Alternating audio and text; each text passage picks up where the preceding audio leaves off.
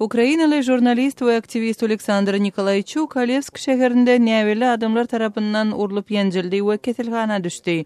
Onun eli döwülüp kellesine zeper ýetdi.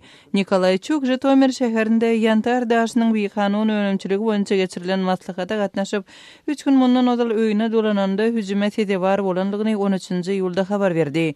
Nikolaychuk daşyň önümçiligi boýunça Ukrainanyň merkezinde goragdaky tokoýluklaryň ýumrulýanlygyna bagyşlanan hasabat barada Azat Ýewropa adatlyk radiosu bilen söhbetdeş boldy.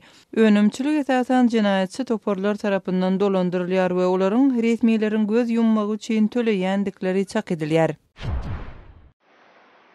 Kosovanyň paýtagty Priştinada aktivistler öz hökümetinden we Ýewropa Birleşiginden Kosowalılar üçin viza rejiminiň liberallaşdyrylmagyny talep edýän çağırışlaryny ýaýratdylar.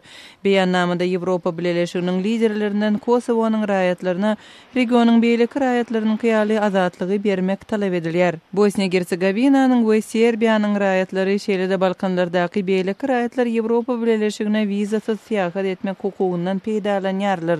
Şu ýylyň başynda Ýewropa Birleşiginiň resmiýetleri viza çäklendirmelerini aradan aýyrmakdan ozal Kosowadan bir kanun migrasiýany azaltmak boýunça çäreleri amala aşyrmagy talep edipdi. Kırgızstanyň paýtagty Bişkekde aktivistler ýurduň zähmet kodeksine girdilmegi planlaşdyrylýan üýtgeşiklükleri protest bildirdiler. Protestçiler üýtgeşiklükleriň iş orunlarynyň howpsuzlygyna yaramaz täsir ýetirip adamlaryň işden kowulmagyny aňsatlaşdyryp biljekdigini aýdýarlar. Olar kanun çykarjylaryň teklip edýän üýtgeşiklükleri barlap, işgärleriň gorulmagyny kepil geçmegini talep edýärler. Kırgızstanyň resmiýetleri üýtgeşiklükleriň Kırgızstanyň kanunyny halkara zähmet kanunlaryna laýyk getirmek maksadyny öz öňünde goýýanlygyny aýdýarlar.